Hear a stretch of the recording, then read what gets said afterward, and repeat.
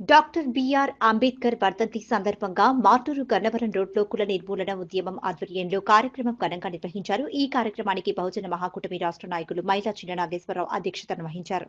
ముందుగా doctor BR Ambedkar చిత్రపటానికి అఖిల భారత విప్లవ మహిళా సంఘం రాష్ట్ర ప్రధాన కార్యదర్శి సుజాత పూలమాలలు వేసి ఘనంగా నివాళులర్పిస్తూ కుల నిర్మూలన ఉద్యమాలు వర్ధిల్లాలని నినాదించారు.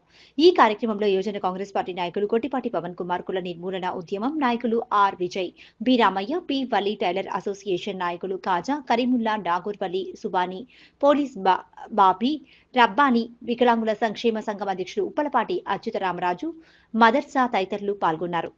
ఈ కార్యక్రమాన్ని ఉద్దేశించి అఖిల భారత విప్లవ రైతు సంఘం రాష్ట్ర నాయకులు మహమ్మద్ బాషా మాట్లాడుతూ, మనిషిని మనిషిగా గుర్తించనివ్వని మతం, ఆంక్షలు విధించే మతం, అది మతం కాలేదు, అదొక వ్యాధి. పశువులన్నీ తాకేందుకు అనుమతించి మనుషులను ముట్టుకోకుండా నిషేధించే మతం మతం కాదని అదొక శిక్షని డాక్టర్ బిఆర్ అంబేద్కర్ అన్న మాటలు నేడు ప్రాధాన్యత సంతరించుకుంది అన్నారు.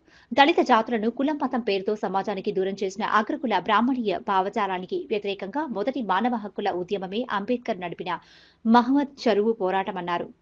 సామాజిక, రాజకీయ, ఆర్థిక అంతరాలపై డాక్టర్ బిఆర్ అంబేద్కర్ అందించిన సాహిత్యం బహుముఖ ప్రజ్ఞావంతమైందన్నారు. నిచ్చెన మెట్ల కుల వివక్షలో సామాజిక అసమానతలపై అలుపెరుగని పోరాటం చేసిన గొప్ప నాయకుడు డాక్టర్ బిఆర్ అంబేద్కర్ అని తెలిపారు. ఆయన ఉద్యమ దీక్షను ముందుకు తీసుకెళ్లడంలో నేటి పాలకులు విఫలమవుతున్న పరిస్థితుల్లో అంబేద్కర్ ఆశయాలను ఆచరణాత్మకంగా ముందుకు తీసుకెళ్లడమే ఆయనకు మనం అర్పించే నిజమైన నివాళి అని తెలిపారు. హక్కులన్నింటినీ కూడా వీళ్ళు చాప కింద నీరులాగా ఆర్ఎస్ఎస్ శక్తులు బీజేపీకి మద్దతు ఇస్తూ నిర్వీర్యం చేస్తా ఉన్నారు. రాష్ట్రాల్లో ఉన్నటువంటి స్వయం ప్రతిపత్తిని కూడా రద్దు చేశారు. ఫలితంగానే ఇవాళ రాష్ట్రాలకి ఏం కావాలి, రాష్ట్రంలో ఉన్న ప్రజల యొక్క మనుగడ ఏంటి, ఈ రాష్ట్రానికి కావలసినటువంటి వనరుల్ని కూడా ఇవాళ కేంద్రం శాసించే దశలోకి వెళ్ళిపోయింది. అందువల్లనే ఈ దేశానికి, ఈ రాష్ట్రంలో ఉన్నటువంటి ఉక్కు కర్మాగారాన్ని కూడా అదానీలకి అంటగట్టినటువంటి పరిస్థితులు మనం చూస్తా ఉన్నాం. అలాగే ఈ రాష్ట్రంలో ఉన్నటువంటి సముద్రంలో ఉన్నటువంటి గ్యాస్, ఆయిల్ నిక్షేపాలు అంబానీకి అంటగట్టారు. అదే సంపద మన రాష్ట్రానికి కేటాయించుకుంటే ప్రతి ఒక్క సిలిండరు, గ్యాస్ సిలిండరు 100 రూపాయలకి ఇవ్వచ్చు, లీటర్ పెట్రోల్ 10 రూపాయలకి ఇవ్వచ్చు. కానీ వీళ్ళు ప్రజా సంక్షేమానికి పేరుతోటి ప్రజల్ని వెన్నుపోటు పొడిచేటటువంటి పాలకులు తప్ప ప్రజలకు ఉపయోగపడేటటువంటి కార్యక్రమాలు వీళ్ళు ఏం చేయటం లేదు. సంపద మొత్తం కార్పొరేట్ సంస్థలకి దోచి పెడతా ఉన్నారు.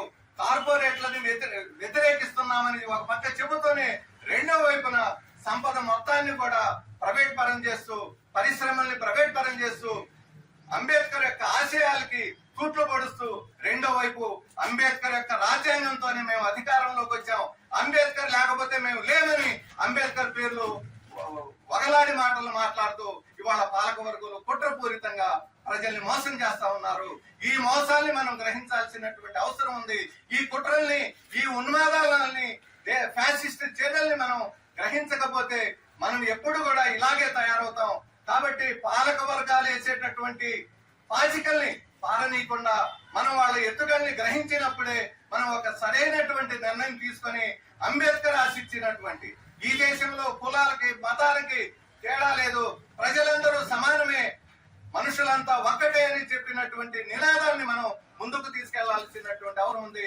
ఆ వైపుగా మనం అందరం ఆలోచన చేయాలని, అంబేద్కర్ వర్ధంతి సందర్భంగా మనం అందరం ప్రతిరూపణాలని చెప్పి నాకు ఈ అవకాశం ఇచ్చినటువంటి మిత్రులందరికీ ధన్యవాదాలు తెలియజేస్తూ సెలవు తీసుకుంటున్నాను.